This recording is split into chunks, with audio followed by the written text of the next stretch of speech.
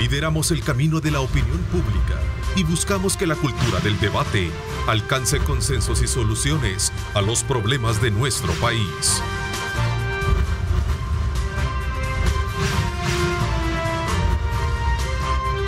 Diálogo con Ernesto López. Buenos días, El Salvador, ¿cómo están? Qué placer enorme saludarles. Son las 6 de la mañana con 30 minutos. Como siempre, nos da muchísimo gusto estar con ustedes a esta hora de la mañana, darle continuidad a nuestra franja desde muy tempranas horas de la mañana con las noticias, y ahora en esta hora y media vamos desde luego a conocer temas importantes de país.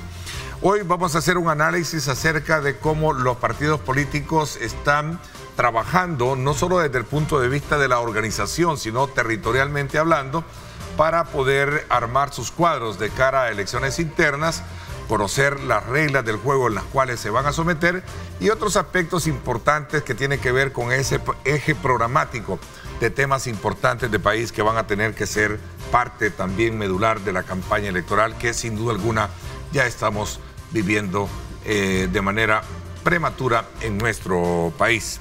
Esta mañana quiero darle la más cordial bienvenida a dos dirigentes del partido Nuestro Tiempo. Andy Feller, presidente. Gracias, Andy, por acompañarnos. Gracias, Ernesto, por la invitación. Buenos días a la gente que nos está viendo desde su casa. Un gusto poder compartir con ustedes esta mañana. También me acompaña el licenciado Héctor Silva, director de comunicaciones del partido Nuestro Tiempo y también concejal de la alcaldía de San Salvador. Bienvenido, Héctor. Gracias, Ernesto. Un gusto poder acompañarte esta mañana y un saludo a la audiencia.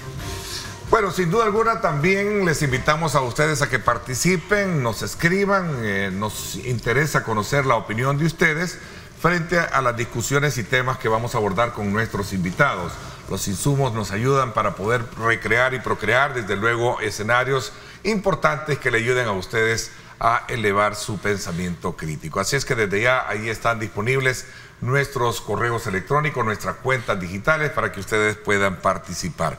Bueno, a propósito, el día de ayer ya se aprobó la 13ª prórroga del régimen de excepción en la Asamblea Legislativa bajo varios argumentos que, a juicio del Gabinete de Seguridad, debe de continuar para poder darle seguimiento precisamente a todos los escenarios que se han construido para facilitar y darle la seguridad a los salvadoreños. Esto frente también a la oposición de los partidos políticos que en su momento muestran con cautela toda la sostenibilidad legal que puede tener esta iniciativa. Es el caso de ustedes, ¿no?, que no dieron los votos nuevamente. Correcto. Yo creo que has mencionado una palabra muy importante, Ernesto, que es cautela. Y es importante aclarar a las personas que nos están viendo, porque a veces el oficialismo encasilla a los partidos de oposición democrática queriendo argumentar que estamos en contra de la seguridad de la ciudadanía, pero no es así. Cuando uno vota en contra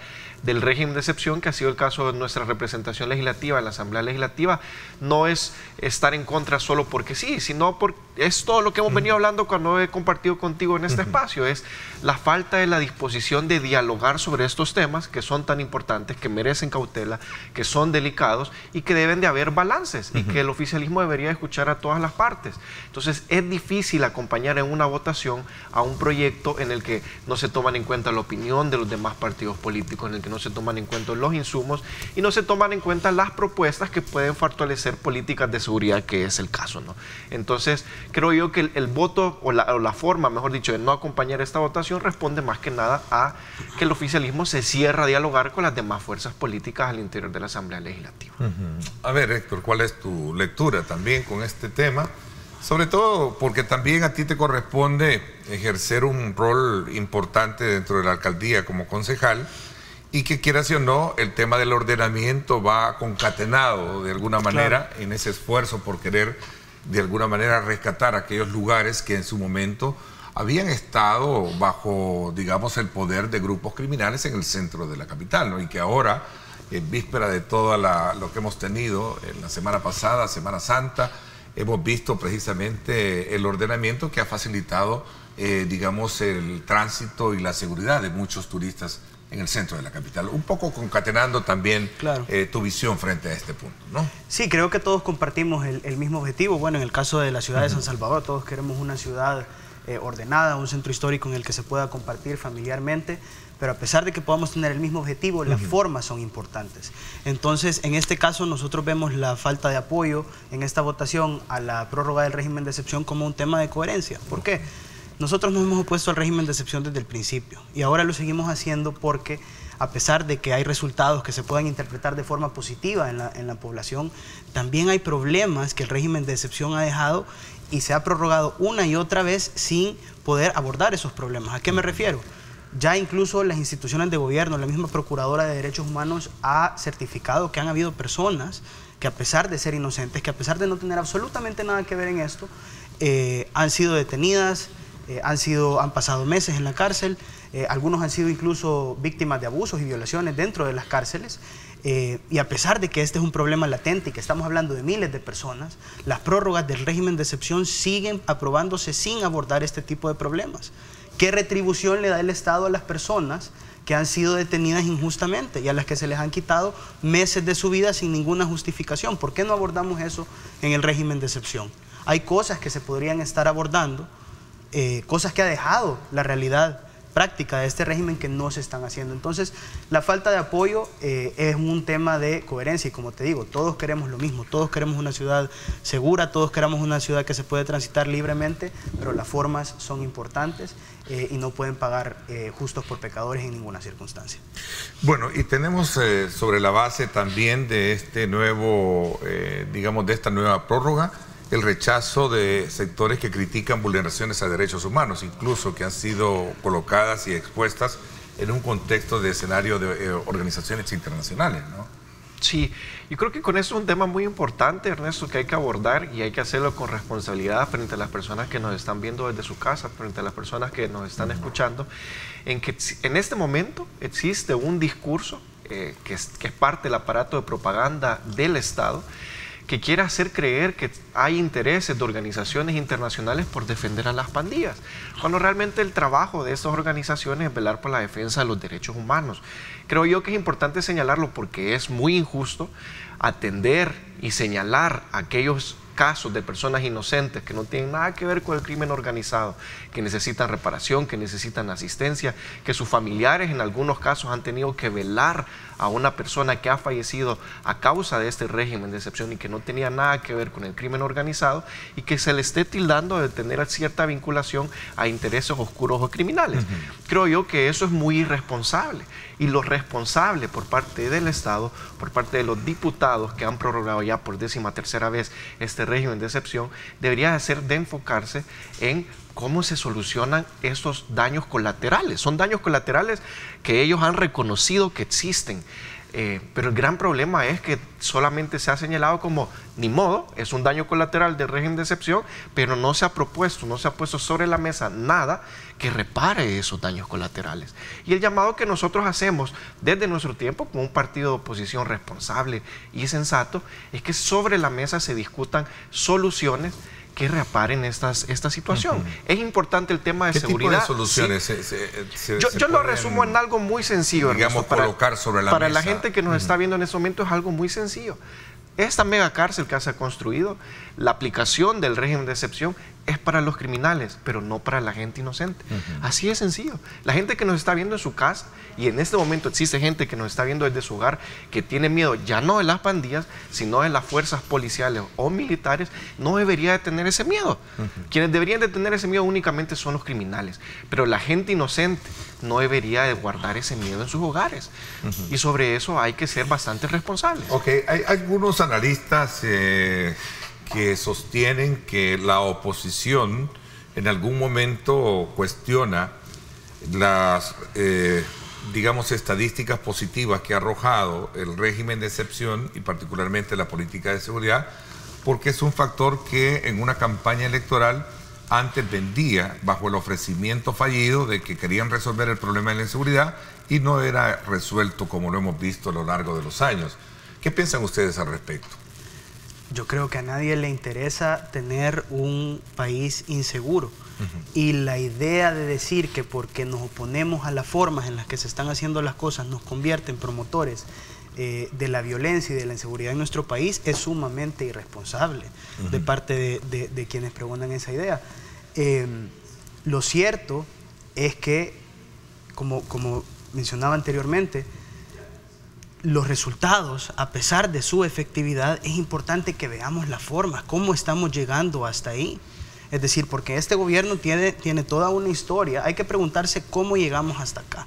Porque pasamos 1 año y medio en el que se suponía que la estrategia de seguridad era el tema del plan de control territorial. Incluso el presidente entró rodeado de militares a la Asamblea Legislativa el 9 de febrero de 2020 para pedir que se le aprobara un préstamo. Luego ya no fue el plan de control territorial, sino que fue el régimen de excepción. Todos recordamos también aquellos audios de altos funcionarios del gobierno, incluso profesando su lealtad a grupos de crimen organizado. Entonces, ¿por qué cuestionamos tanto las formas? Porque la sostenibilidad de estas políticas públicas tiene mucho que ver con las formas. ¿Cuál es la sostenibilidad de esto en el futuro? Ok, las fuerzas de seguridad están entrando a las comunidades, pero ¿a dónde está la inversión social?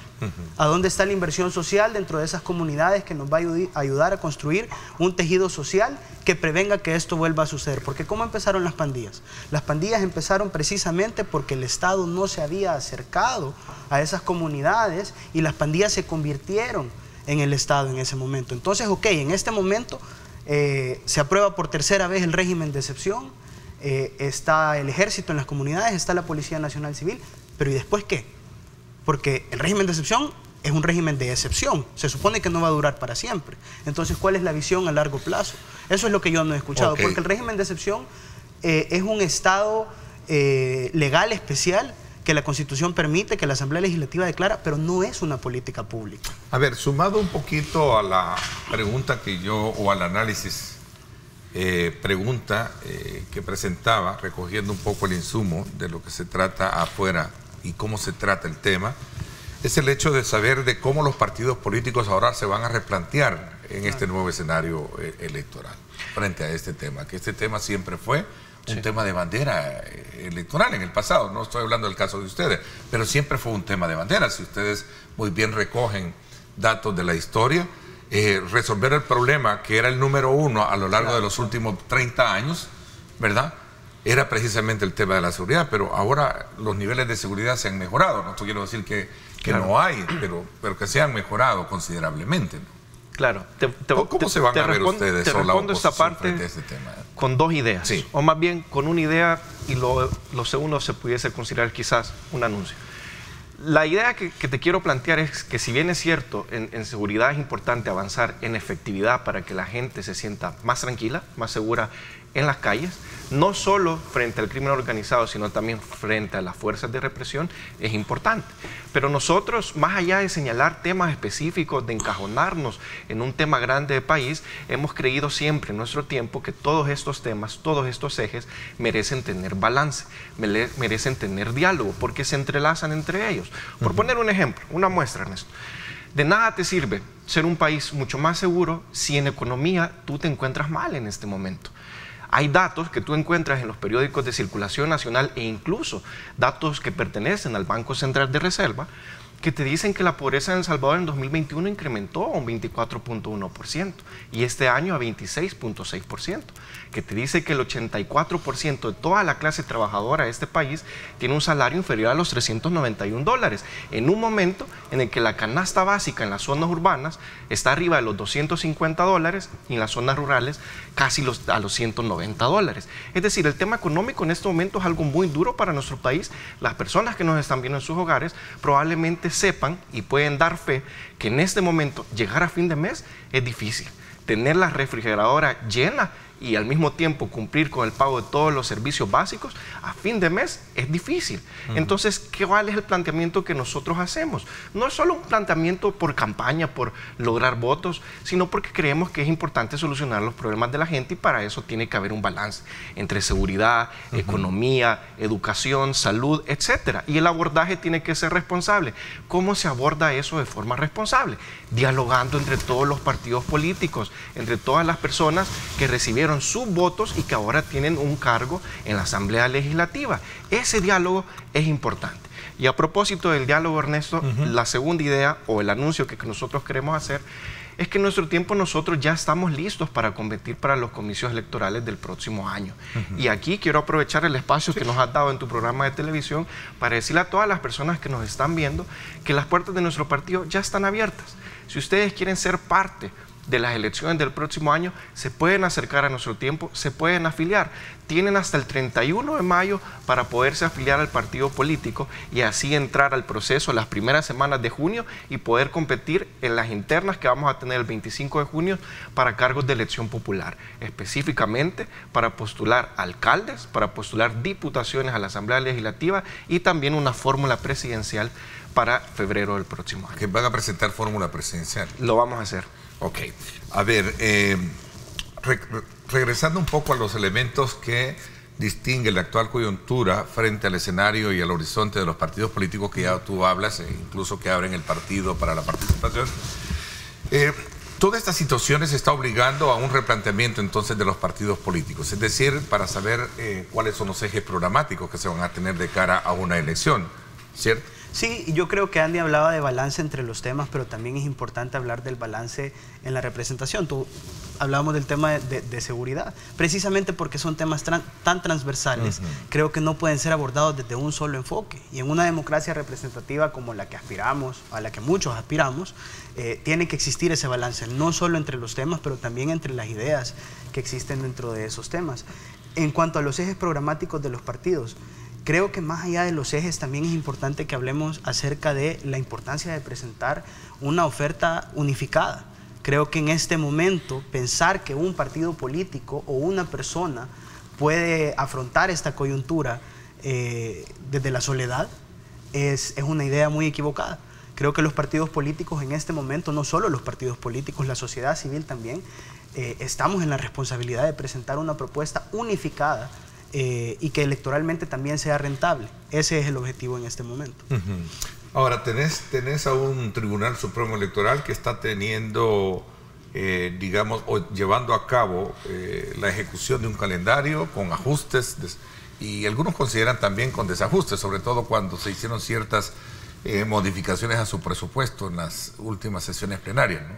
Sí, de hecho en este mismo espacio aprovechamos nosotros en su momento, señalamos que las reglas del juego se están cambiando a última hora y que hay escenarios que complican un poco la situación para el Tribunal Supremo Electoral, pero sobre todo para la ciudadanía que va a emitir su voto el próximo año.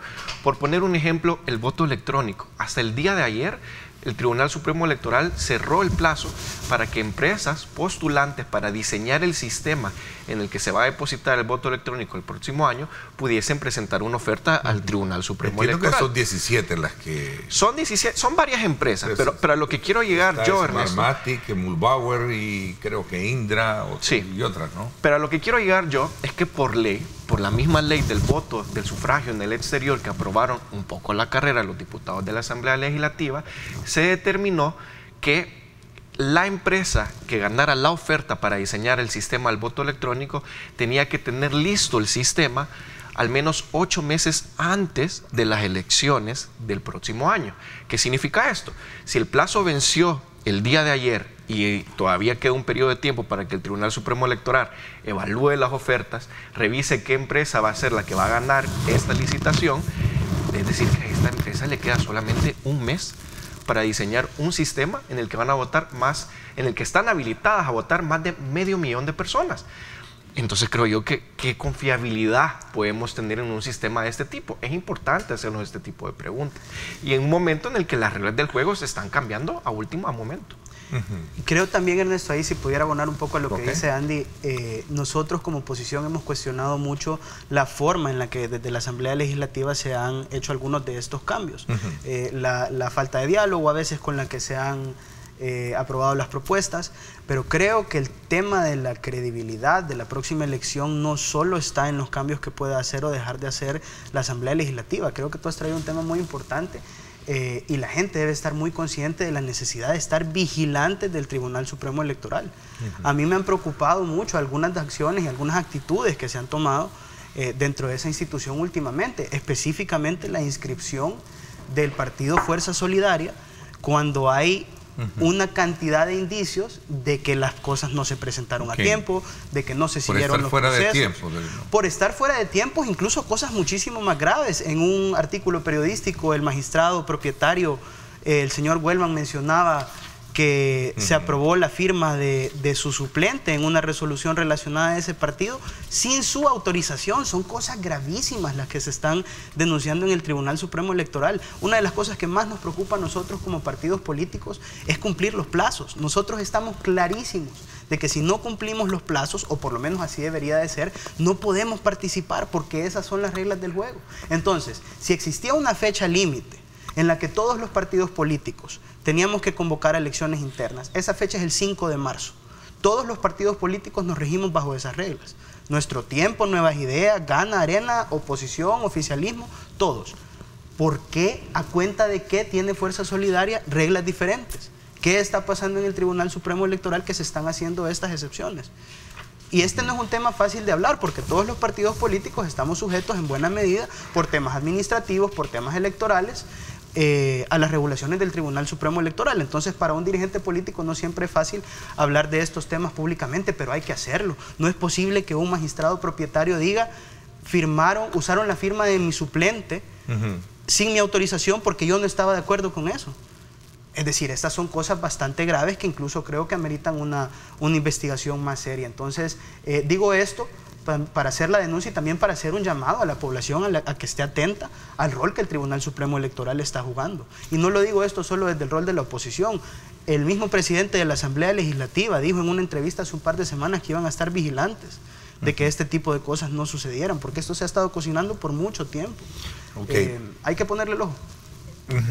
A ver, en el caso de Fuerza Solidaria, de Poder Ciudadano, de acuerdo a la misma, digamos, tendencia en la que ha venido teniendo el aval del Tribunal Supremo Electoral, ha llevado a tal grado de que en su momento, pues Fuerza Solidaria, perdón el error ahí, Fuerza Solidaria ha venido desde luego teniendo esos digamos, como esos señalamientos, ¿no? Sin embargo, sostienen de que todo ha sido, yo conversé con el representante del partido, Rigoberto Soto, y decía él de que lo que estaban haciendo era ajustándose a los tiempos que las mismas reformas que se habían planteado en la Asamblea Legislativa estaban dándole el respaldo para que el tribunal como autoridad pudiese darles el aval respectivo sin entrar en ningún tipo de ilegalidades, ¿no?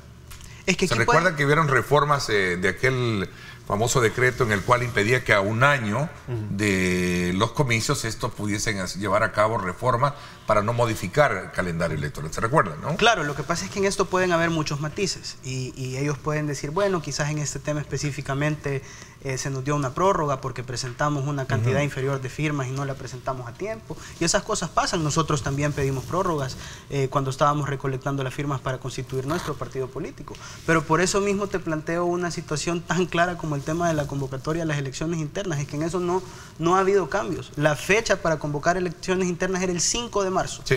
Todos los partidos políticos convocamos antes de eso. Ahí no hay matices. Entonces, ¿por qué todos los partidos políticos tenemos que regirnos a una regla y Fuerza Solidaria no? A ver, pero también, hablando de Poder Ciudadano, también va buscando ser inscrito para participar en las elecciones de 2024. Es que eso es lo peor, que entonces esto sienta un precedente. Y yo quisiera saber cuál es el razonamiento de los magistrados para tomar estas decisiones, porque yo lo único que veo es un magistrado, que es el que ha hablado públicamente de esto, diciendo, no, yo no estaba de acuerdo, entonces alguien más firmó por mí. Eso es grave. No y siento un precedente. Entonces, ¿tienen ustedes sus dudas o no confían directamente con lo que está haciendo el Tribunal Supremo Electoral? Me preocupa muchísimo la forma en la que están actuando, porque pareciera que están favoreciendo a estos actores. A ver, y también hablemos de quién es Fuerza Solidaria. Fuerza Solidaria es un partido de personas que ya han estado en la función pública, que conocen cómo funciona el sistema, y me preocupa que las instituciones estén permitiendo que este partido político se aproveche del sistema para participar bajo reglas que son diferentes a las de todos los demás. ¿Por qué? Ok, y seguido de otro como Poder Ciudadano que también está bajo esa misma línea, ¿no? Sí, correcto. Lo que hemos mencionado es eso, el peligroso precedente que esto puede sentar, ¿no? Que se violan las reglas electorales, porque la ley es clara. Y el calendario electoral es claro también. La convocatoria del 5 de marzo se tenía que convocar. ¿Quiénes convocan en ese momento? Pues los partidos políticos que ya estaban oficialmente inscritos. Pero no solo que estaban oficialmente inscritos, sino que cuando tú ya estás oficialmente inscrito, tenés la facultad por ley para determinar cuál va a ser la comisión electoral que convoca esas elecciones internas. Esta comisión electoral no solo se nombra en la instancia del partido político, se le transmite al Tribunal Supremo Electoral quienes la conforman, y el Tribunal Supremo Electoral tiene que certificar a los miembros de esta comisión electoral, que en el caso de los dos partidos políticos que se han mencionado en este momento, para la última fecha que tenían para convocar para elecciones internas, no tenían una comisión electoral oficialmente certificada porque no existían como partido político. Y es importante aclarar que la derogación que hicieron del artículo 291A del Código Electoral en la Asamblea Legislativa no ha dejado ninguna carta abierta, ninguna puerta abierta para que esto se deje de cumplir como debería de ser. Eso es mentira. Lo que dijo aquí el ex viceministro es una mentira. No estaban en la facultad para convocar a elecciones internas porque no eran partido político, punto.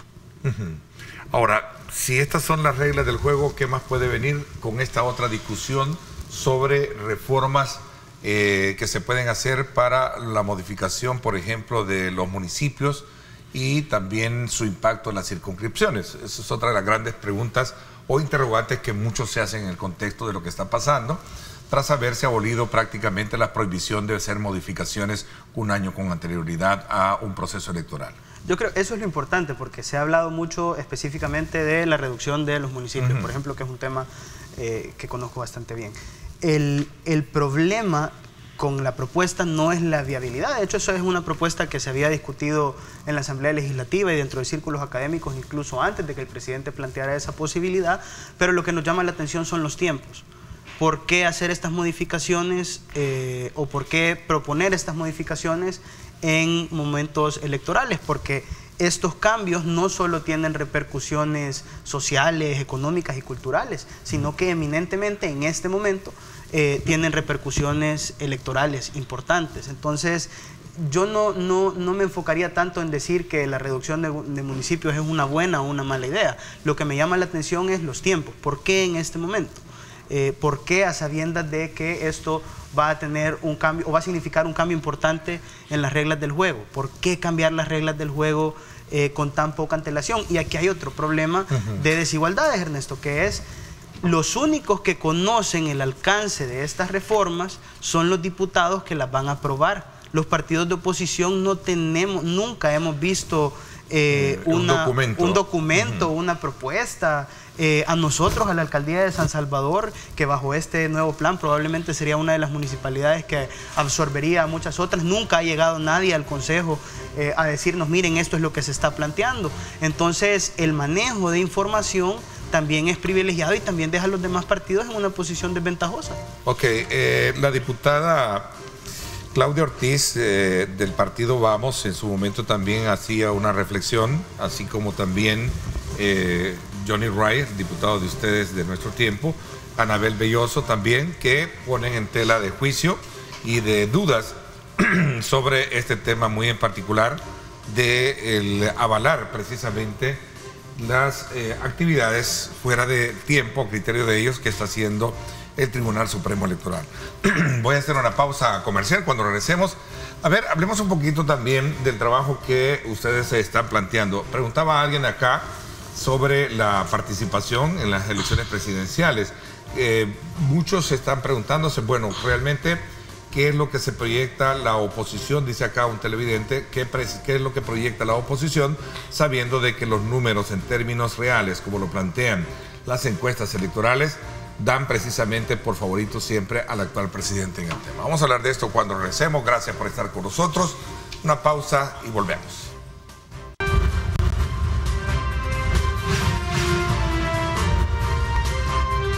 Diálogo con Ernesto López.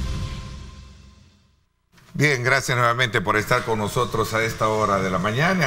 Andy Feller y Héctor Silva, ambos dirigentes del partido Nuestro Tiempo, nos acompañan esta mañana en una lectura previa que vamos a tener precisamente con todos los partidos políticos para conocer de cerca los preparativos y todos aquellos ensayos que están haciendo de cara, en primer lugar, al aspecto más relevante que tiene que ver con el ejercicio de elecciones internas, ¿no? Y todos aquellos cuadros que en su momento van a tener que presentar de cara a las planillas que estarán participando en las próximas elecciones. Ustedes me decían, ya están abriendo ese abanico de participación para tener, incluyendo también una elección presidencial.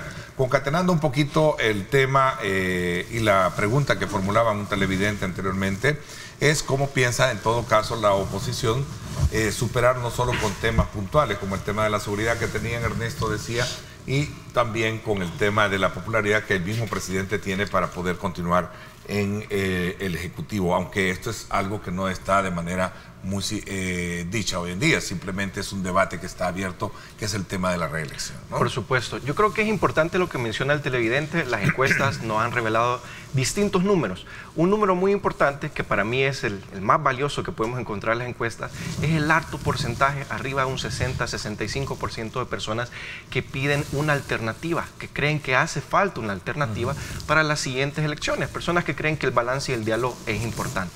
Entonces, creo yo que nosotros, para eso, es importante saber cómo se construye esa alternativa y quiénes pueden construir esa alternativa. En primera instancia, te puedo decir, Ernesto, que nosotros desde Nuestro Tiempo creemos que para las elecciones del próximo año, presidenciales, legislativas, municipales, no se debería de presentar absolutamente nada que huela viejo, nada que venga del pasado. Tienen que haber propuestas audaces y nuevas para ofrecerle a la ciudadanía una alternativa electoral diferente. Y creo yo, y es importante mencionarlo, que creemos desde Nuestro Tiempo que un buen aliado para poder construir esa alternativa sería el partido Vamos. Y nosotros estaríamos dispuestos a sentarnos con Vamos para poder dialogar y ver si es posible construir un pacto de coalición. Y entre los dos partidos, que somos partidos naturalmente emergentes, que hemos tenido sincronía en el trabajo legislativo, creemos que podemos presentar una propuesta electoral muy atractiva, que no vuela al pasado, sino que realmente está anclada al futuro, para las presidenciales, para los legislativos, poniendo sobre la mesa propuestas muy audaces. No solo en el tema de seguridad, el tema de economía, creemos que nosotros lo podemos liderar con gran contundencia, presentarle a la gente cuáles son las propuestas, las soluciones que podemos crear desde partidos emergentes, desde una coalición, para solventar sus problemas cotidianos, para que llegar a fin de mes no le duela a la ciudadanía, y que es importante que estos partidos como los nuestros, como Vamos, como Nuestro Tiempo, tengamos diálogo y balance y cambiemos la correlación de fuerzas en la Asamblea Legislativa. Me hablas de Vamos. Bueno, en el caso muy en particular de Vamos y su candidata Claudia Ortiz, se le ha preguntado en varias ocasiones de si ella podría correr por una candidatura presidencial, y ella pues dice que es importante, mejor, hay mucho que hacer en la Asamblea Legislativa, se necesita de más voces de oposición coherentes y solventes. ¿A ustedes les gustaría llevarlas a ella como candidata presidencial?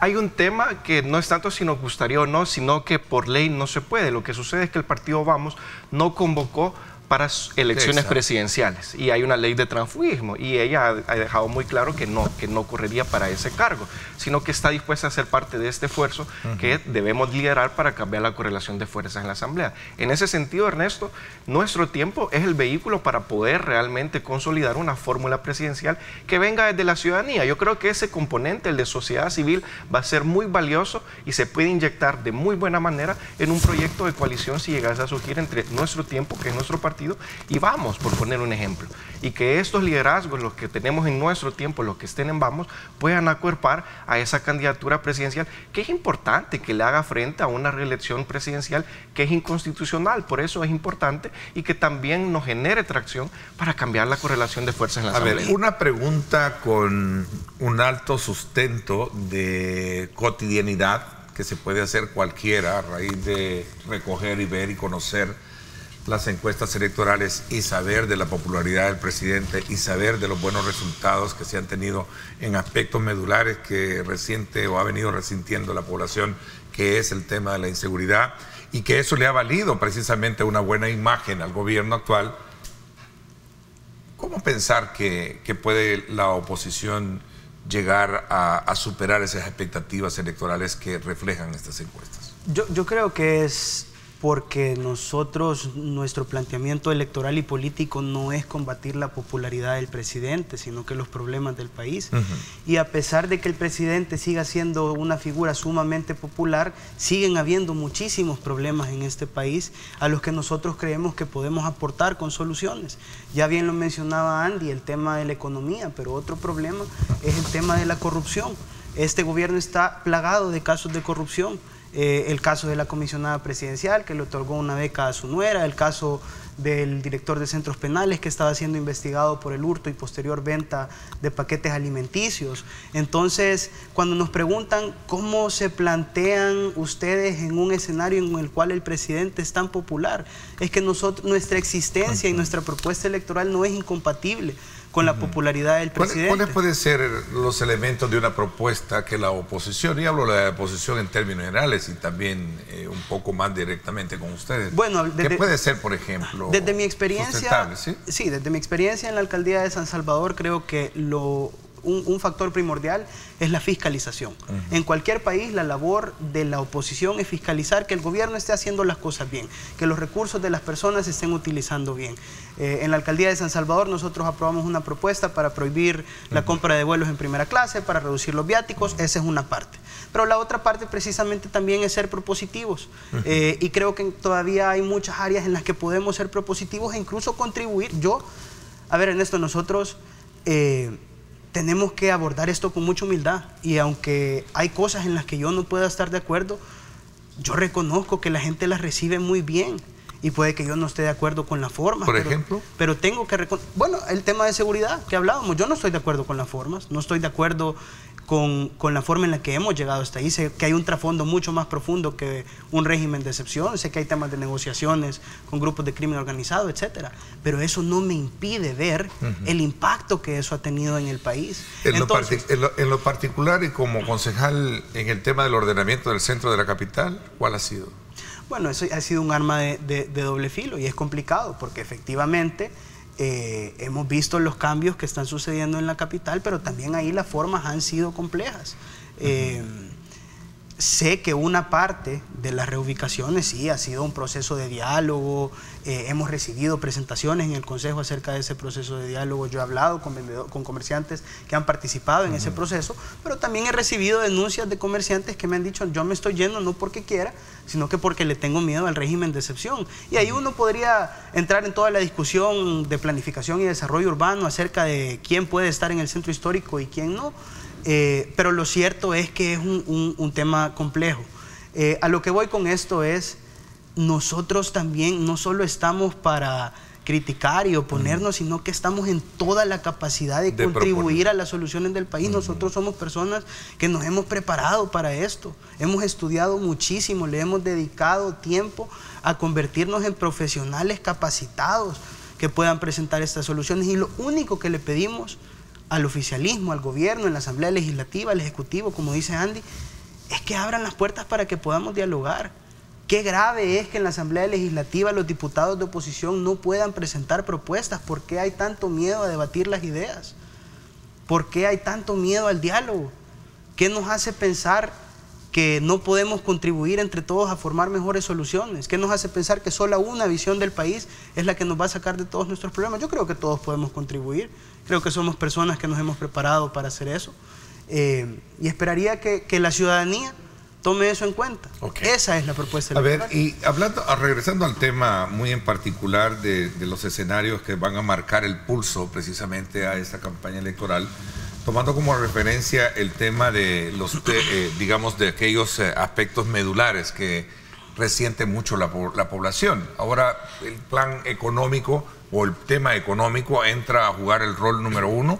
Recuerdo que en el pasado, y un poco recogiendo la historia y los archivos, la mayoría planteaban de las encuestas que el principal problema que el salvadoreño enfrentaba era el tema de la inseguridad. Ahora pasa al plano de lo económico, ¿no? Que viene siendo quizás la parte más, digamos, más fuerte que está sonando. Claro, yo creo que las personas que nos están viendo, y lo hemos visto en las encuestas, de cierta forma nos lo dice que en el ambiente en ese momento existe un sentimiento generalizado que genera cierta incertidumbre por el futuro de nuestro país. Las personas tienen incertidumbre de cuál va a ser el futuro económico del país e incluso el desenlace político y social que puede tener ese país por la violación de las leyes de la Constitución, por poner un ejemplo que ha sido muy recurrente en los últimos años. Pero específicamente con el tema económico y a propósito de las propuestas, cuando nosotros hablamos de cambiar la correlación de fuerzas en la Asamblea Legislativa y de inyectarle diálogo y balance a la Asamblea Legislativa, creemos que esto es importante, por poner un ejemplo en el tema económico, para que el país no se siga endeudando de una forma tan acelerada y tan irresponsable. Por poner un ejemplo, en el año 2019 el endeudamiento del país rondaba los 18.700 millones de dólares. Y para el año pasado, el endeudamiento había crecido a 24.100 millones de dólares, un poco más. Es decir, que estamos hablando que en pocos años el endeudamiento subió más de 5.000 millones de dólares. Ese endeudamiento que es desmedido y que es irresponsable genera un impacto en la economía nacional, genera un impacto directo también en el bolsillo, que es lo que sufre la persona en el día a día, y por eso cuesta llegar a fin de mes. Entonces, en resumen, Ernesto, ¿por qué es importante que haya balance? ¿Por qué es importante que exista diálogo en la Asamblea Legislativa? ¿Por qué hay que cambiar esa correlación?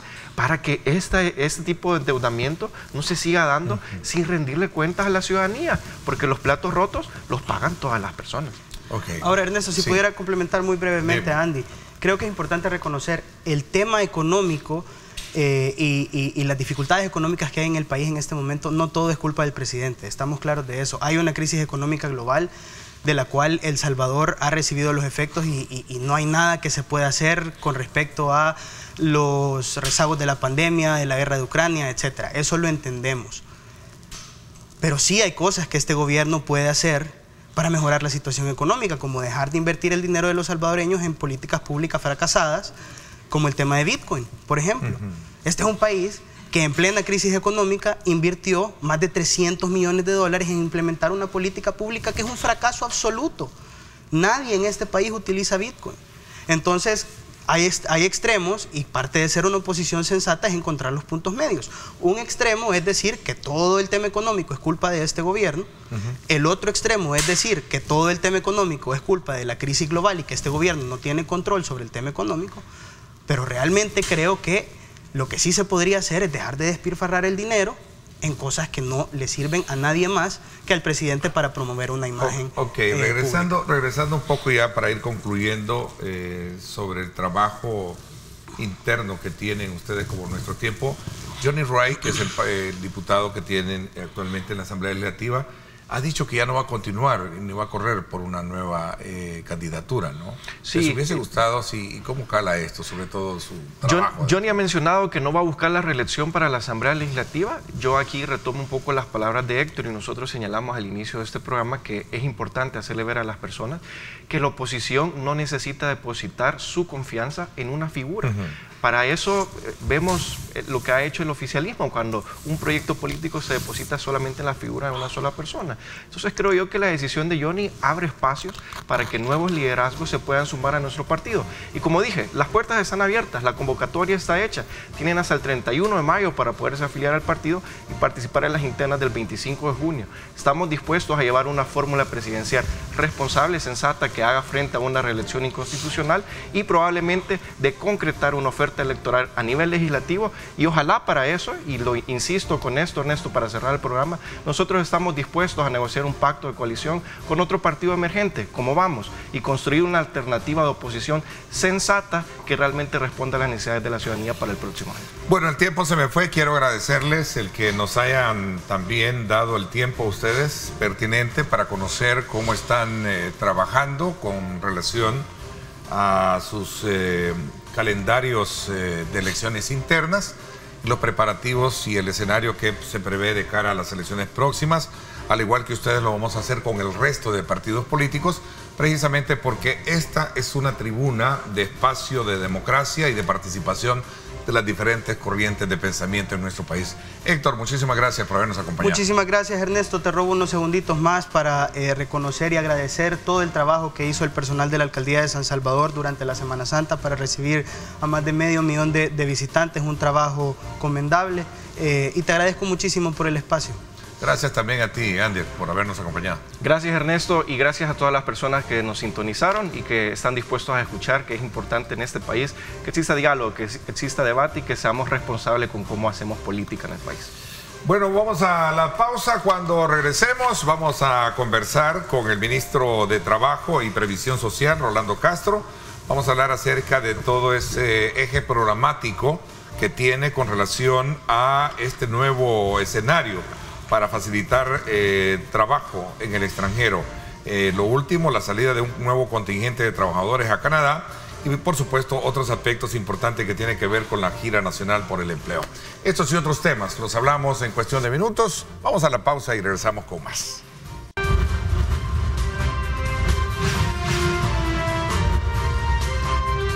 Diálogo con Ernesto López. Bueno, gracias nuevamente por estar con nosotros a esta hora de la mañana. Quiero darle la más cordial bienvenida al ministro de Trabajo y Previsión Social, Rolando Castro, con quien tenemos una agenda bastante amplia del trabajo que ha venido desarrollando la cartera que él representa, especialmente en la promoción y la generación de empleo, que creo que es un punto medular dentro de su agenda, no sin antes otros aspectos relevantes que tienen que ver con el cumplimiento de leyes que tienen que ver precisamente con la actividad económica de nuestro país. Ministro, gracias por acompañarnos, bienvenido. No, Neto, muchas gracias por la invitación, un saludo a toda tu teleaudiencia y bueno, con el mayor de los gustos, siempre un privilegio compartir contigo en este set. Bueno, hablando de trabajo, trabajo es sinónimo de dinámica de economía, ¿no? La economía ha tenido una dinámica bien importante en las últimas semanas, particularmente la de Semana Santa, producto de un nuevo escenario que se abre con la participación volcada de salvadoreños y por supuesto de turistas que vinieron al país en un contexto de seguridad que no la teníamos quizás en el pasado, ministro. Sí, sí, no, muy contento. El gobierno de la República está muy contento porque la afluencia tanto del turismo interno como muchos compatriotas y europeos, en fin, de diferentes partes del mundo que decidieron venir en esta Semana Santa a El Salvador, la verdad es algo muy fuerte, tiene un impacto eminentemente económico, tiene un impacto eminentemente social, pero fundamentalmente es que se están construyendo todas las opciones para que el país se convierta en un país atractivo, no solamente en temas de turismo, sino también de inversión a nivel internacional. Y eso es lo más importante.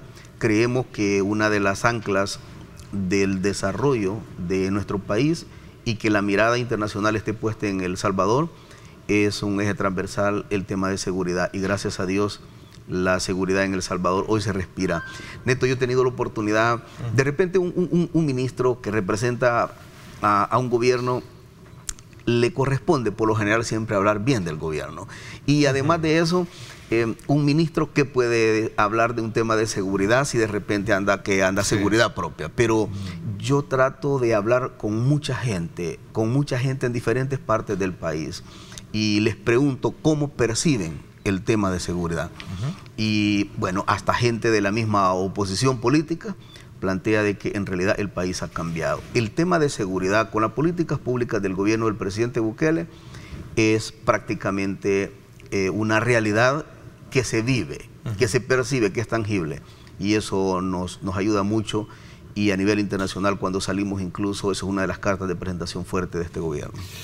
A ver, y sin duda alguna hoy en el contexto de una nueva aprobación que se da, es la 13ª, ¿no? Sí. Del régimen de excepción, todavía viene a consolidar más esa proyección de crecimiento que se ha tenido, ministro. Sí, garantizar el tema de seguridad. Hay que ser claro, la mayor parte de pandilleros en este momento prácticamente están capturados, pero sería un error pensar que el 100% de los pandilleros de este tipo de delincuentes está capturado. Todavía hay en menor cantidad pero todavía siguen estando en el país, circulando, y otros que han salido. Y por eso es que la ampliación del régimen de excepción es por esas personas que han quedado todavía delinquiendo en el país.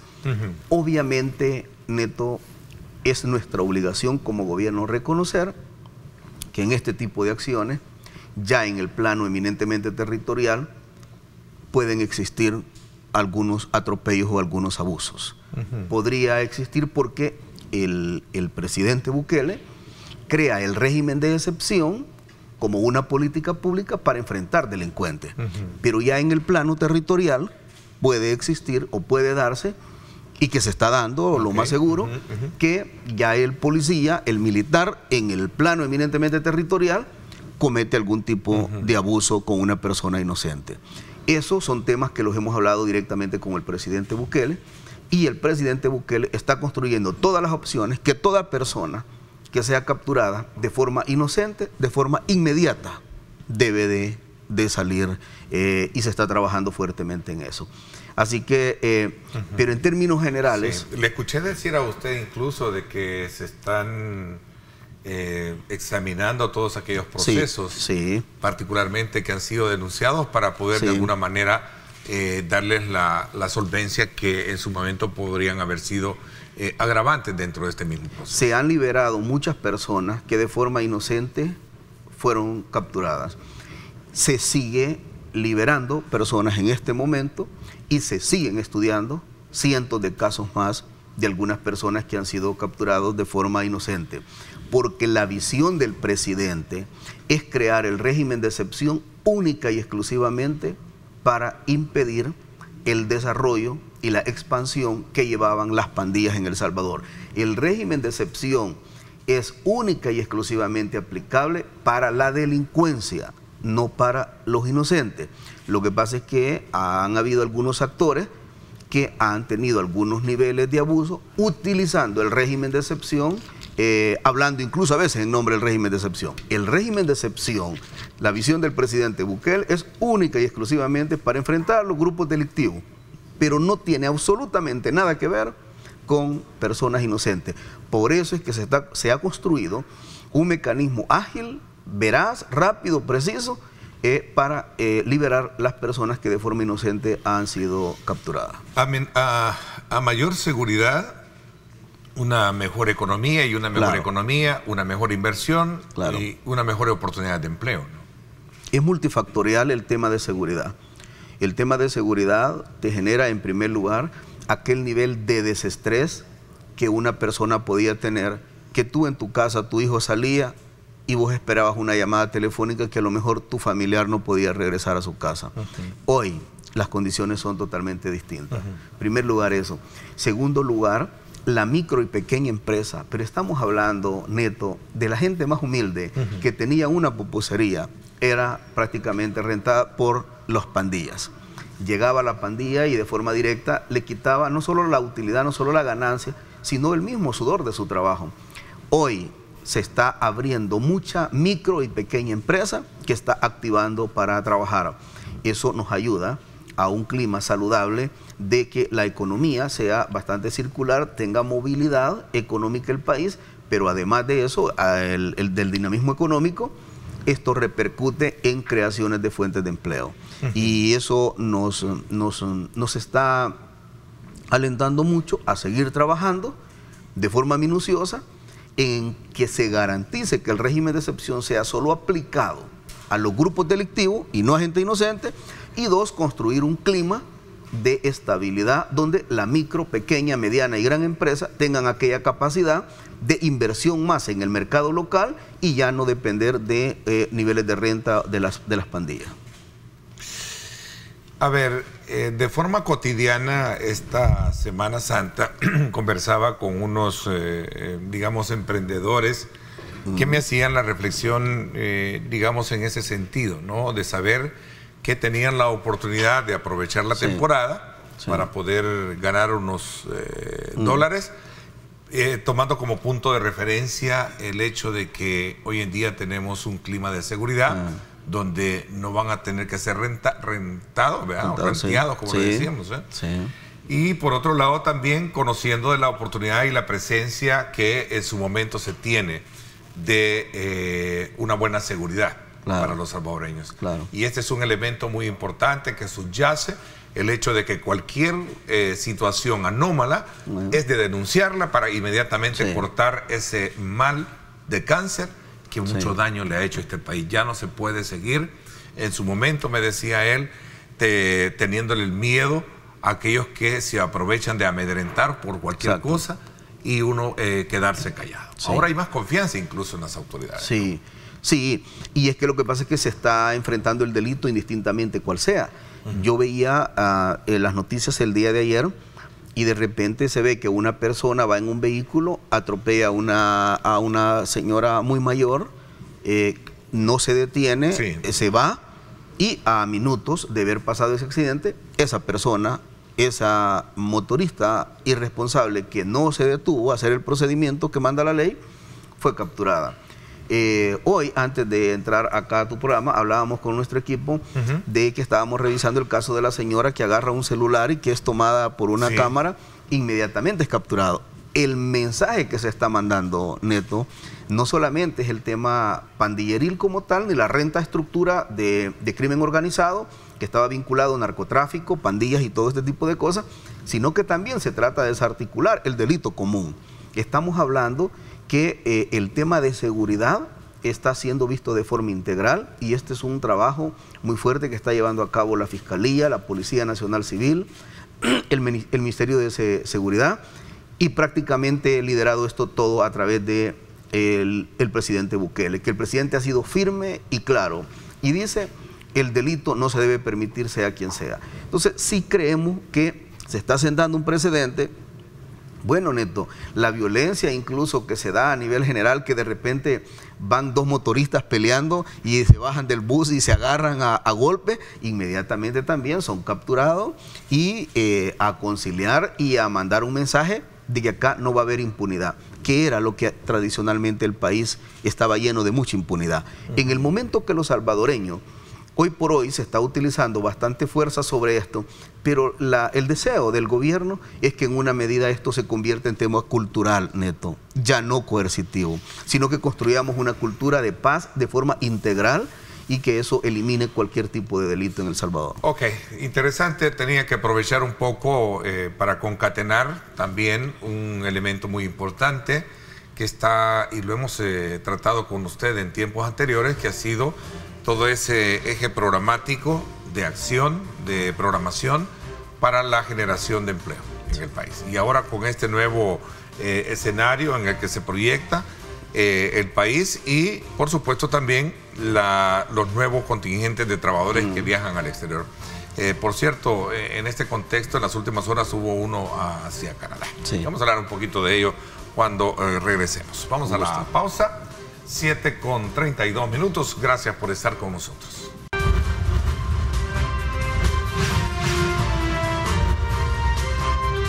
Diálogo con Ernesto López.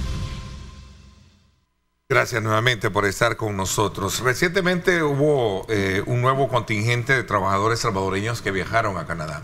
Todo esto está contemplado de un programa de empleo en el exterior de forma legal, ¿cierto? Sí, nosotros en el ministerio estamos trabajando diferentes aristas, Neto, y una de las cosas que siempre nos conmovió a nosotros fue ver a nuestro compatriota, que fue una noticia que giró el mundo entero, de aquel compatriota que con su niño muere en la cruzada del río Bravo entre México y los Estados Unidos, y luego nos preguntamos qué debemos hacer. Y ser funcionario público no significa, Neto, tener un cargo simple y sencillamente, sino poner en función cómo ayudar a nuestro pueblo. Y es así como creamos en ese momento varias alternativas. Uno es el programa de migración laboral, del que tú me acabas de decir que ya lo voy a desarrollar, pero también creamos diferentes programas. Creamos el programa de madres solteras acá, de colocación de madres solteras acá en el país. Creamos el programa de inserción laboral a las personas con discapacidad acá en el país. Creamos el programa Oportunidades, donde esto significa que a los muchachos de 18 años que no les querían dar trabajo anteriormente, hoy deben de ser colocados en las empresas. Y creamos el programa para las personas arriba de 40 años, porque en El Salvador los jóvenes de 18 años no tienen experiencia y la persona de 40 años ya es considerada una persona mayor que no puede trabajar. Creamos diferentes aristas para contratar personas. Quiero informar que el año recién pasado, que acabamos de cerrar, cerró el Ministerio de Trabajo con una colocación, solo el Ministerio de Trabajo, de 15,000 nuevos empleos acá en El Salvador. Nuevos empleos. Solo el Ministerio de Trabajo colocó 15,000 nuevos empleos acá en El Salvador. Esto producto de la Gira Nacional por el Empleo. Esto producto de la Gira Nacional por el Empleo del año pasado. Y ahora la estamos reimpulsando, Gira por el Empleo, que incluso este día, después de salir de este programa, Neto, voy al Teatro Presidente a un encuentro con cerca de 2,600 empresarios para seguir retroalimentando todos estos programas. Y además de ello, bueno, ya hicimos un viaje a San Miguel con la gente, con los empresarios de Oriente, ya nos reunimos con los empresarios de Occidente y este día cerramos Gira por el Empleo en reunión con empresarios para intermediar entre todas las plazas vacantes que tienen, y el Ministerio de Trabajo construye los perfiles, los currículos y los entrega a través de nuestros equipos de enlace que tenemos con las empresas. Esto porque mucha gente dice, bueno, cuando el ministro anda buscando trabajo en diferentes partes del mundo es porque en El Salvador no está construyendo las opciones. Estamos construyendo las opciones acá, pero también estamos aspirando al programa de migración laboral. El día de ayer, tal como tú lo dices, salió nuestro tercer contingente de este año con destino a Canadá. Dos años de visa, van para diferentes grupos ocupacionales, va a trabajo de jardinería, va a trabajo de agricultura, va a trabajo de ganadería, y gracias a Dios van con buenos salarios y van con todas las prestaciones de ley como un canadiense, y además de eso, con un año, nomás cumplan un año, pueden venir a El Salvador por un mes de permiso que tienen de vacación y posteriormente volver a regresar. Y es un círculo eminentemente rotativo, que estas personas van a estar viniendo a El Salvador y van a estar regresando a El Salvador y van a estar viajando nuevamente a Canadá. Solo entre Canadá y Estados Unidos, que el programa de Estados Unidos lo maneja Relaciones Exteriores, tenemos ya arriba de 6,000 personas entre Estados Unidos y Canadá, ya a través del programa de migración laboral y trabajando con Cancillería. Así que, ¿por qué hemos construido también esa oportunidad? Para que el trabajador o trabajadora nuestro no corra el riesgo de ir a quedar, de perder lo más valioso que Dios le ha dado, que es su vida, a un río como estos, o a pasar lo que trágicamente pasó recientemente en México, sino que las personas tengan la oportunidad de subirse a un avión y poder viajar. Es un programa exitoso, Neto, que le está resolviendo la vida a muchas personas. A ver, pero tenemos el caso también que por el lado de Cancillería, Relaciones Exteriores, se ve también Estados Unidos abriendo también estas oportunidades. Claro, Estados Unidos y Canadá estamos enviando de forma permanente. Cancillería está enviando de forma permanente a Estados Unidos, nosotros estamos enviando de forma permanente a Canadá, y estamos abriendo nuevos mercados, especialmente mercado europeo. Estamos en conversaciones bien fuertes con España, con Italia, y en esta nueva gira que nosotros vamos a hacer a nivel internacional, que nos toca viajar a OIT en el mes de junio, estamos programando 2 países más visitar para ver si abrimos también el programa de migración laboral en Europa, aprovechando que vamos del otro lado. Ahora, este es otro también elemento muy importante, sobre todo cuando se trata de ver más allá de lo que tradicionalmente hemos tenido, que era Estados Unidos y Canadá, ¿no? El mundo es más grande. El mundo es más grande cada día y hay oportunidades en diferentes partes del mundo y con sistemas migratorios totalmente distintos y más dignos. Y por eso es que nosotros la mirada la tenemos en Canadá, pero también estamos poniendo una mirada a Europa. Europa, hemos hecho un estudio de mercado laboral y en ese estudio de mercado laboral queda debidamente expresado que Europa tiene un tema de longevidad y un tema de falta de muchos trabajadores en diferentes partes de Europa, y por eso es que nosotros estamos haciendo muchas gestiones con Italia, con España, pero además de eso, en esta nueva gira vamos a tocar otros países de Europa para abrir mercados laborales, viendo a a este otro continente. Ok, hablando de demanda, oferta y demanda, pues obviamente es otro buen nicho que hacer. Claro. Regresemos a nuestro país, ministro. Avances en el nuevo Código de Trabajo, sobre todo si lo queremos ver desde el punto de vista de que son herramientas legales, facilitadoras, pero también fiscalizadoras de una buena, digamos, armonía en el quehacer laboral de nuestro país. Tenemos un código de trabajo que ya tiene 50 años, un código de trabajo que probablemente en su momento fue bastante exitoso, bastante acorde al momento que se estaba atravesando, pero tenemos realmente ya un código de trabajo totalmente obsoleto y el código de trabajo, Dios mediante, en estos primeros días vamos a hacer el anuncio ya de la concertación con los trabajadores y con los empleadores a fin de construir una reforma integral al tema del código o la construcción de un nuevo código. La consultoría que nosotros hemos pagado en el Ministerio de Trabajo ya nos entregó toda la información desde el enfoque eminentemente técnico, pero nosotros, aparte de quedarnos con el enfoque eminentemente técnico, estamos ya haciendo un proceso, vamos a construir un proceso de socialización con los trabajadores y con los empleadores a fin de garantizar la construcción de una modificación integral del código o a lo mejor la construcción de un nuevo código. Todo va a depender de la socialización que ahí se lleve a cabo. O sea, hablamos de socialización, características valederas en ambas partes, porque aquí no se trata de ir a favor de uno ni en contra del otro, más bien equiparar las condiciones favorables donde hayan responsabilidades y corresponsabilidades. Claro. ¿No? Derechos y haberes y derechos. No puede un trabajador, yo soy una persona bien identificada en la defensa de los derechos de los trabajadores, ha sido mi formación toda la vida, pero un trabajador no puede exigir sus derechos si no cumple con sus obligaciones. Esto lleva un término de equidad y la otra cosa es que acá está la opinión de la clase trabajadora, aquí está la opinión del movimiento sindical y acá debe estar la opinión de los empleadores, de los empresarios, porque son los dos grandes actores que necesitan llevar un diálogo tripartito con la presencia del gobierno a fin de garantizar que un código quede debidamente ajustado, socializado, ajustado a los nuevos tiempos, pero socializado y lo más democratizado con los dos grandes actores que son los trabajadores y los empleadores. Qué bueno por ese lado, por el hecho de saber de que en cuanto exista un clima favorable para desarrollar actividades laborales de manera muy equitativa, eso obviamente va a venir a tener mejores beneficios como tal. Alguien me preguntaba acá, ministro, de su visita a México y si en México también se puede facilitar el trabajo. Entiendo que lo hay a partir de esta otra figura que se implementó en el contexto de los acuerdos con los Estados Unidos, que era el de poder darles asilo y temporalmente poder trabajar ellos mientras se llevaba a cabo el proceso, ¿cierto?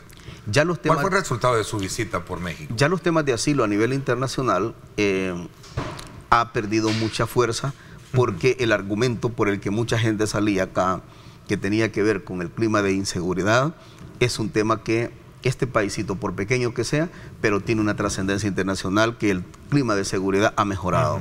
Pero en la reciente visita que tuvimos en México, me reuní con la secretaria de Trabajo de México y hemos construido mecanismos ya de diálogo bipartito a fin de construir también con México un programa de migración laboral que nos permita que si hay trabajadores que necesitan en México puedan viajar de nuestro país. Sí y solo sí, con todas las normas y los protocolos que debe de tener un clima de seguridad jurídica y social para los trabajadores que viajen y además de eso que los salarios sean sumamente competitivos en el marco de nuestros salarios también acá.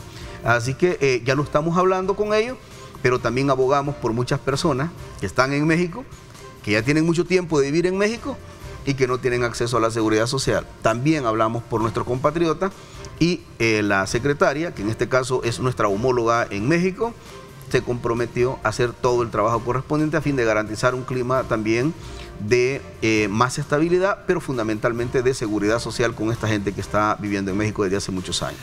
Okay. Aquí hay otra pregunta que recojo de las expresiones de nuestros televidentes y me hablan, Ernesto, ¿por qué realmente no han logrado llenar las expectativas de favorecernos a nosotros los pensionados el tema de las reformas últimas, dice. No, reformas últimas no han habido, solo fue la reforma que se hizo. Entendería yo que a eso se refiere. Pero él habla precisamente por el grado de inflación que están experimentando hoy algunos productos, que sin duda alguna es parte también de lo que está sucediendo hoy en día. Vamos a hablar de eso cuando regresemos, ministro. Con gusto. Gracias por estar con nosotros.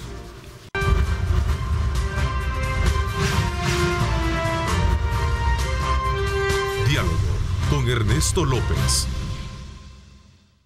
Bueno, gracias nuevamente por estar con nosotros. En resumen, ministro, de lo que dejé planteado, la pregunta que formulaba un televidente, quizás lo voy a resumir así: pensiones igual salarios igual inflación.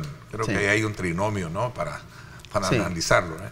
Sí. Inflación, salarios y, en este caso, pensiones. En el caso. Sí. El sistema previsional, que recientemente se hizo una reforma, fue una reforma basada más desde un enfoque de justicia y levantar esas pensiones indignas que tenían los salarios de abajo hacia arriba, porque el sistema que estaba conformado era un sistema eminentemente excluyente a la grandes mayorías y solo favorecía a un pequeño grupo que incluso aparecían en una VIP, pensiones VIP. Y lo que hicimos es minimizar en la medida de nuestras posibilidades esa VIP, y lo que hicimos es levantar aquella pensión que estaba mucho más en el piso, y la hemos logrado levantar. A tal grado que hoy una persona que ha tenido el salario mínimo trabajando por 30 años o por 25 años, una mujer, puede jubilarse y su pensión le queda por encima del salario que incluso ha estado devengando. O sea, una persona que ha trabajado 25, 30 años neto y ahorita tiene un salario de 365 y hace el proceso de su jubilación, le queden $400 la pensión por vejez. Eso es levantar un poco en el marco de la justicia a las grandes mayorías. Además, en este país, cerca de 500.000, 600.000 trabajadores tienen el salario mínimo. La estructura salarial del país es más volcada a los salarios más pequeños. Eso, ahora, probablemente, como toda obra perfectible humana, necesita hacer ajustes en su momento dado, pero lo que se pudo hacer viable y económicamente en este momento fue este primer paso de la reforma. Ahora, el tema inflacionario es sumamente complicado.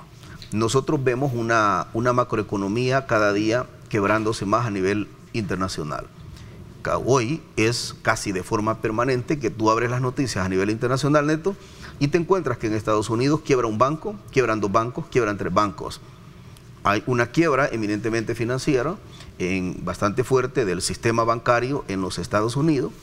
Eso, al final, los Estados Unidos construyen su propia estrategia económica a fin de garantizar un poco el tema inflacionario en su país, pero efecto cascada, llega este golpe de la economía grande, de la gran economía, llega a golpear a estas pequeñas economías, y muy poco margen tenemos las economías pequeñas y los países pequeños de poder enfrentar una tasa inflacionaria como la que se tiene. Sin embargo, el presidente armó todo un paquete completo de medidas antiinflacionarias, que eso incluso tiene que ver con lo que tú decías del salario mínimo, pero nosotros, si no hubiéramos incrementado el 20% del salario mínimo, esta tasa inflacionaria ahorita estuviera aún peor golpeando a nuestro pueblo. No con esto estoy diciendo que me siento satisfecho con el salario mínimo actual, ni que el presidente Bukele se siente satisfecho con el salario mínimo actual, pero en su momento fue el empuje histórico más grande que pudimos dar y que probablemente entre a un sujeto a revisión. Pero es decir, se puede hablar se puede hablar en este momento de revisar el salario mínimo, ¿quiere decir? Sí, en base a la ley, se tiene toda la potestad de poder. Cada 2 años promueve la ley, ¿no? Sí. O 3. Sí, lo que pasa es de que la ley queda bastante abierta. Queda bastante abierta. Y te tiene mucho que ver con el tema de la inflación, con el IPC, en fin, con todo el tema de impacto económico que pueda generar en un mercado. Pero de todas formas, hemos intentado, el gobierno ha tratado de garantizar un poco medidas paliativas, que son las que podemos hacer, porque al final las grandes economías entran en una crisis bastante fuerte, como la que estoy mencionando, que casi de forma permanente y diaria estás entrando a a las noticias internacionales y te estás enterando de que quiebra un banco, quiebra otro banco en las grandes economías del mundo. Aparte de eso, ese conflicto que Estados Unidos tiene con Rusia, desarrollado en Ucrania, es una situación que también está generando un tema bastante precario, no solamente alimentario, sino del costo de vida de todo el globo terráqueo. Es una situación que las grandes economías, las grandes potencias, definen entrar en sus estrategias de confrontación y al final las economías pequeñas somos las que tenemos que soportar ese tipo de cosas. Bueno, por cierto, lanzan plataformas, voy a hacer aquí lanzan plataforma para denunciar abusos laborales contra mujeres, hablando del contexto reciente de un programa que tenía con esta semana al respecto. Y sobre todo también por el tema de denuncias. Me decían que si había en el oriente del país oficinas del Ministerio de Trabajo. Entiendo que en los 14 departamentos. En los 14 departamentos tenemos nuestra sede departamental en todo el país. El Ministerio de Trabajo está en las 14 sedes departamentales, tiene 14 sedes departamentales en los 14 departamentos. Estamos en todo. Y nosotros lanzamos la campaña SOS Mujeres, porque nosotros ratificamos recientemente un convenio donde, bueno, el año pasado ratificamos, en el mes de mayo precisamente, por instrucción del presidente Bukele, ratificamos un convenio donde habla de la erradicación y violencia y maltrato en el mundo del trabajo. En concordancia con ese convenio, nosotros hemos lanzado la plataforma SOS, pero además de eso, hemos garantizado un equipo de inspectoras que vayan a garantizar que no exista acoso, violencia en el mundo del trabajo, porque de repente la jerarquización de la jefatura de poder muchas veces genera estas dificultades y hay niveles de abuso con las trabajadoras en especial. Así que ya estamos activando con nuestros equipos de inspecciones y estamos tratando de garantizar, llevar justicia y cumplir la ratificación del convenio que nosotros hicimos.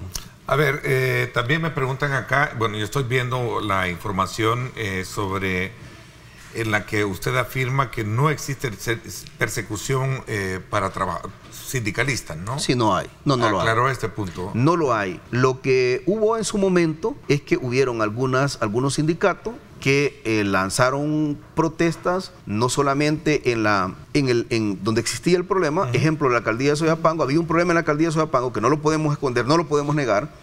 Ahí hubo una mala administración y no pagó los derechos de los trabajadores, las retenciones legales de los trabajadores. Los trabajadores sindicalizados se fueron a la lucha en la alcaldía, pero después no solamente se fueron a la lucha de la alcaldía, sino que cerraron el Boulevard del Ejército, y ahí la policía procedió. Pero tenemos que dejar claro, también en la imprenta nacional pasó algo parecido, pero esta gente prácticamente está fuera. El gobierno del presidente Bukele no va a criminalizar la lucha sindical. El gobierno del presidente Bukele garantizar los derechos elementales de la libre sindicalización y movilización. Y prueba de ello es que la oposición cada vez que ha querido salir con unas marchas, aunque sean pírricas, de 200 personas, pero un policía no ha estado tratando de intervenir para no permitir la movilización de esta oposición. Ministro, fíjese que acá tengo un dato que me parece bien interesante y concatenando el tema de la generación de empleo y la focalización misma de la especialización por la cual muchas universidades deben de apostarle, tomando como punto de referencia eso.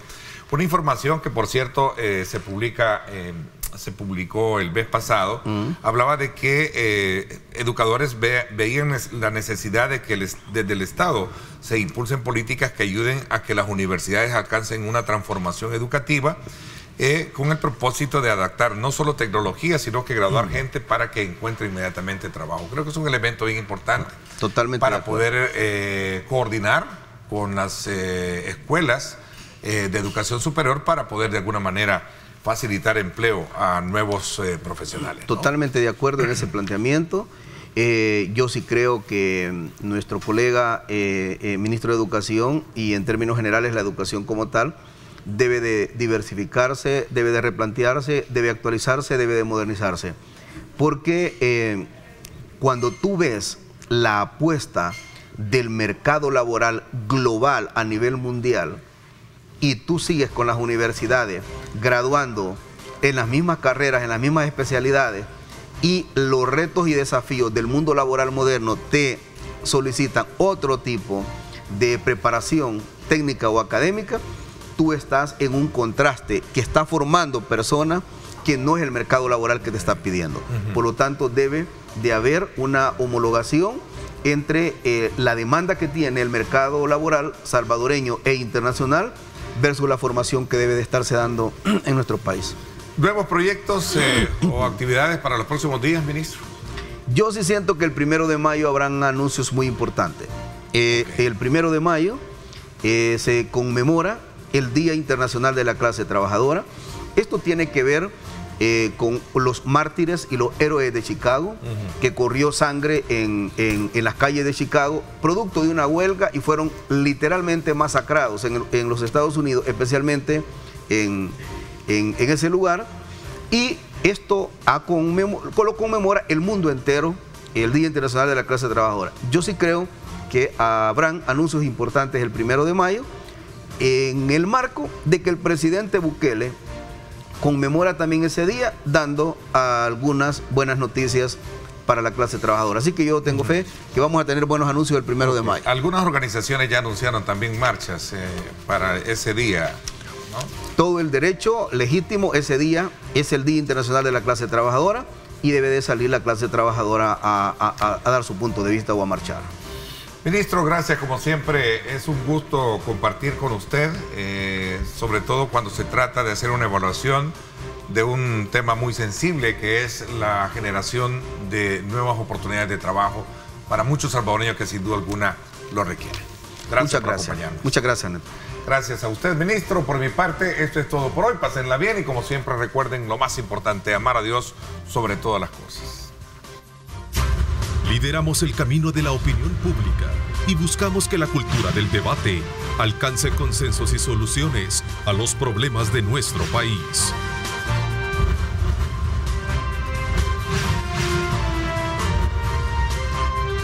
Diálogo con Ernesto López.